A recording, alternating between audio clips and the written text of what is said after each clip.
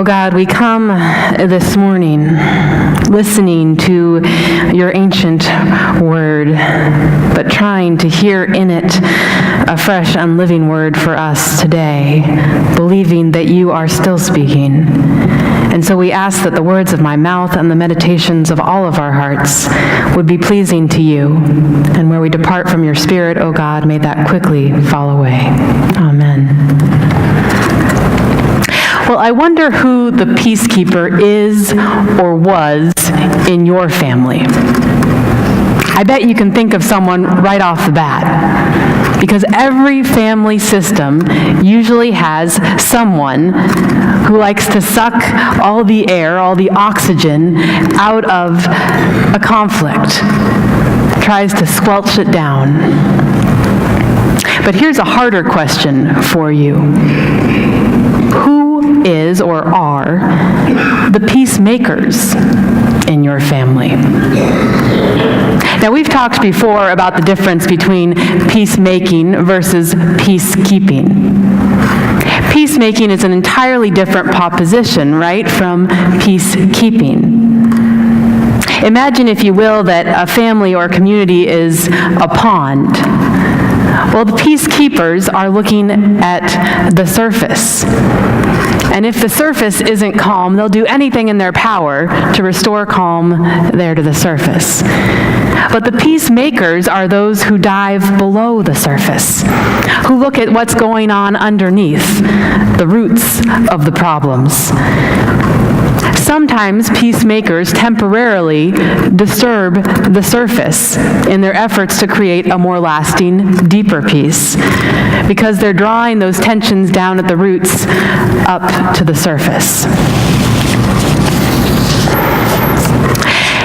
And so it's hard to tell in a family who the peacemakers are.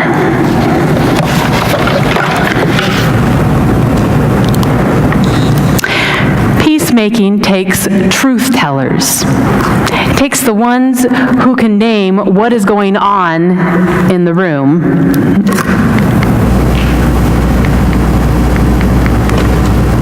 See if I can get this working here.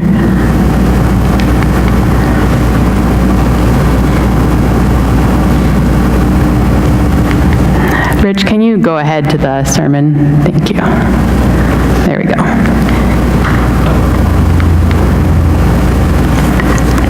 It takes the truth tellers, the ones who can name what is going on in the room, in the house, in the system. It takes cage rattlers, those who are willing to disturb, to rouse whatever beasts are lurking in the family system, right? It takes the wallflowers, those who listen and observe and can pick up the subtle signs that something is amiss. There we go. I think I'm on now. It takes productive self-critics, those who recognize their own role in the tensions present and who take responsibility for changing their own behavior.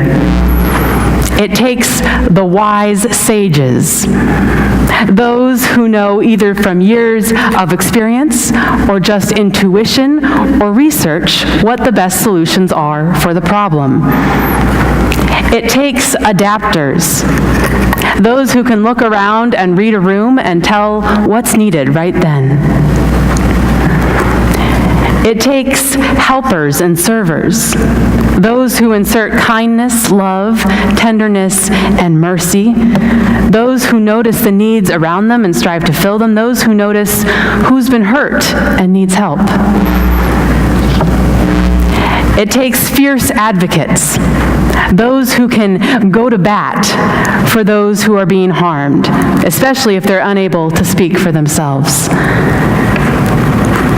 It takes what I'll call emotion cradlers, those who have a capacity to hold and to sit with all the deep and overwhelming emotion that can be present in a conflict. It takes comedians, those who can break through all that tension enough to begin to solve it, and they do that often with humor.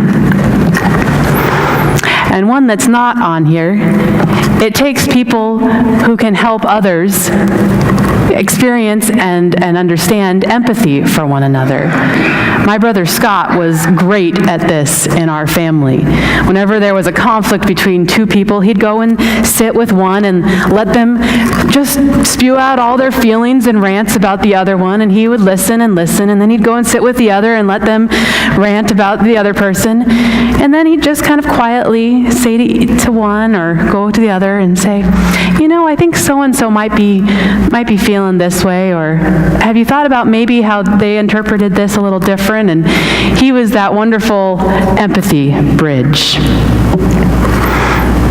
And so you see, it's not nearly as easy to identify in a family who the peacemakers are.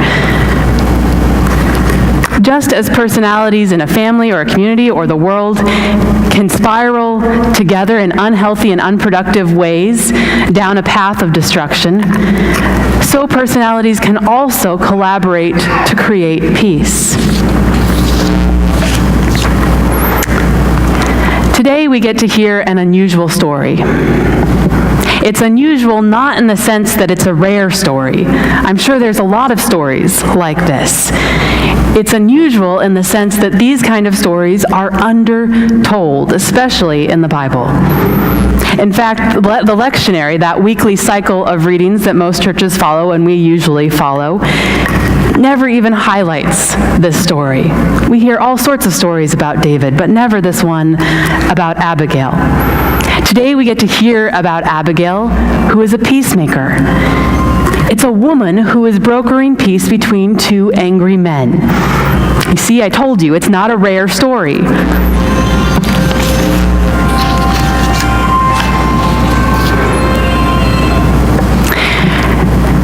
David and his posse essentially are living as a gang at large while they wait for Saul to die and David to be able to ascend the throne. They haven't taken advantage of their opportunity to steal from a local landowner, Nabal. They've chosen instead to protect his fields and his herds of sheep. Now, those weren't necessarily services that Nabal requested, and not stealing shouldn't earn them some merit badge on its own, but they did choose the high road, even though they probably really needed those food and resources that they had easy access to if they wanted to. But they chose to try to earn those resources. So finally, when it comes time for harvest and slaughter, David sends word to Nabal. Could you send over some of that food here to my men and I? Well, Nabal's not pleased. He turns down the request. Why should I give anything to them? Instead, he throws a party for himself and his family and his workers, gorging himself while David and his men go hungry. Well, Abigail, as we heard, hears about this, his wife, Nabal's wife. And she knows that this injustice is going to lead to major bloodshed, which is in fact what David is plotting. So she acts immediately to make peace. Immediately, no hesitation. In an era when women were considered property and own nothing personally, she essentially steals from her husband and illegally goes without permission to David to try to broker peace. Or perhaps we could say bribe peace out of David. And then in the morning, when her husband has sobered up, she tells him all that she has done, and we're told he literally dies of a hardened heart. I want to point out a few key elements of Abigail's peacemaking effort. One, she breaks the law. There's been a lot of talk lately about whether you can be a faithful person of faith and break the law. For what it's worth, Abigail doesn't hesitate to break an unjust law when the lives and the safety of her people and David's people are at stake. Second, she recognizes her privilege and she uses it.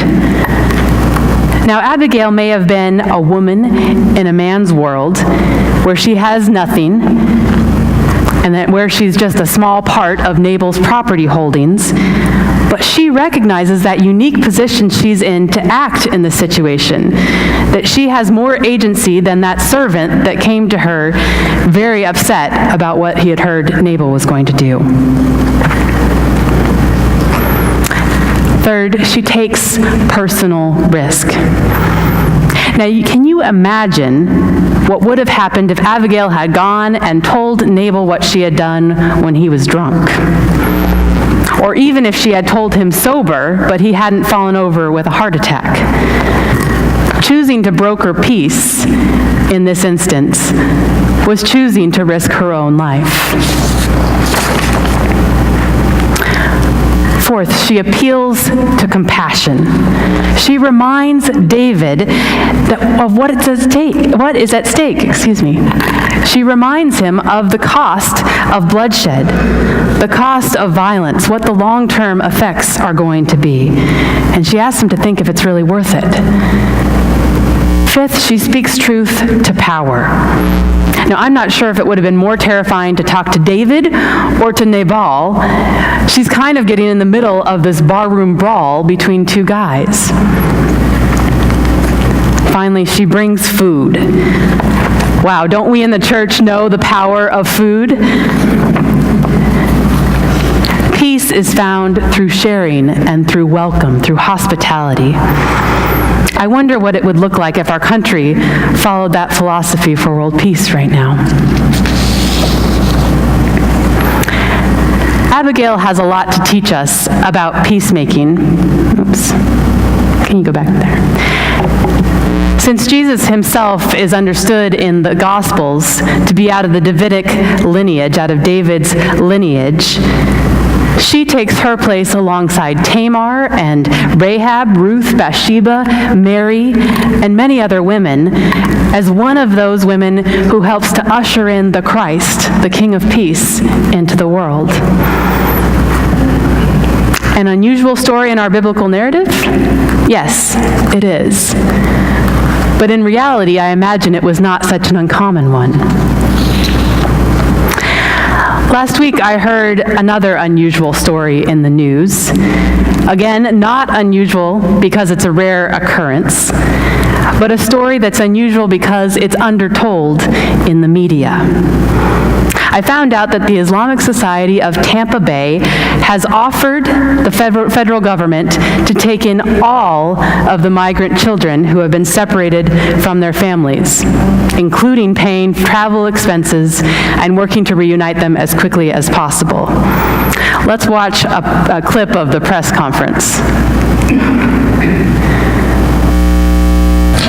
Our religious faith calls upon us to protect the young, to protect children, and emphasizes the importance of keeping families connected.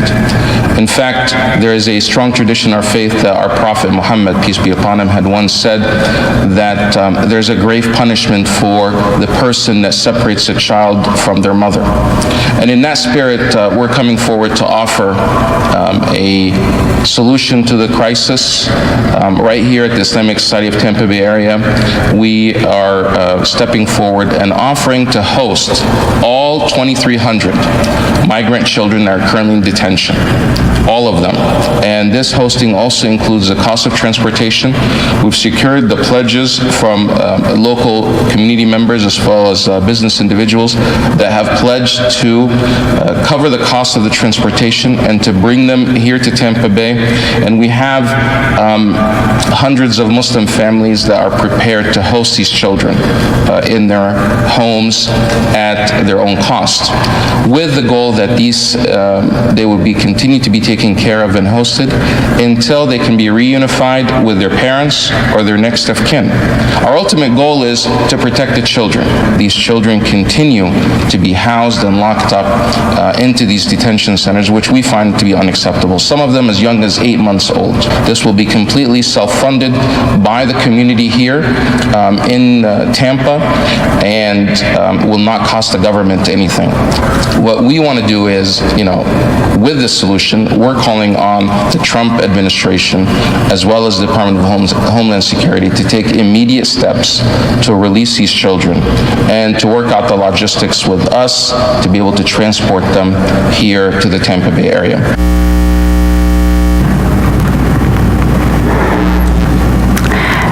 Theirs is a mission of mercy. It's a peacemaking mission. They're offering an incredibly wonderful gift of hospitality. If we watch the full press conference, you'll hear them say they don't care who is to blame for this current crisis. They simply see children in need and hurting, and they want to take immediate action to quell that need and to stop any unnecessary harm. They are peacemakers in our community. And so are lawyers and advocates who are working to change the system so this kind of humanitarian crisis doesn't happen again. And so are average people, like all of you, who have called your lawmakers, your representatives, and expressed your concern, expressed your outrage, and demanded compassion and justice. And so are those who have been actually going to some of these detention centers and taking great personal risks themselves to stop what is happening. When we're talking about peace, it has always worked from multiple angles with multiple different kinds of gifts. Now, I don't know what your gifts for peacemaking are, but here's what I do know. I know each of you have them. Each of us possesses a gift to help usher God's peace into the world, to work one of those angles of peace, or in many of our cases, we have multiple gifts to work multiple angles. But often we're a little scared to step outside our comfort zone, so we just stick with the one angle we're comfortable with. If you haven't figured out what your gift for peacemaking is yet, or if you haven't taken the time to recognize your relative position of privilege and the agency you might have to create some change, I encourage you to do that this week. Or hone some new gift for peacemaking that maybe you've underutilized. Try it, because we are all filled and empowered and sent by the great peacemaker, the living God. Abigail's story raises all sorts of questions, and they're questions without easy answers. Do we just take at face value that God was the one who killed Nabal, or was that more likely David or Abigail? Is this another Bathsheba story in disguise? Remember that story? A story of greed and lust where David kills another man's wife so that he can marry her? Or did God strike Nabal down and David is acting mercifully, nobly, returning kindness for kindness, marrying this peacekeeper who is now a widow? And as always in the ancient world, and even in many parts of today's world, we have to ask, how much agency does Abigail really have? Does she marry David of her own free will, or is this marriage coerced? We never get answers to all these questions that sometimes bubble up for us as we read the Bible. Like most of life, it's a messy story. But what we do get this morning is this little gift of a window into a woman's life in the ancient world. That in its own right is unusual in the biblical narrative. But even more rare is this window into the life of a woman who, in a world that could easily make her feel like she had no agency, finds and uses her agency, gathers up her courage, and makes peace in her little corner of the world. You know, we rarely hear about wars that aren't fought. We rarely hear about the lives that aren't needlessly lost. Our world right now is in desperate need of peacemakers. May there be many more stories like this, and may we find hope in them. Jesus said, "Blessed are the peacemakers, for they will be called children of God." May that be you, may that be me, may that be all of us. Amen.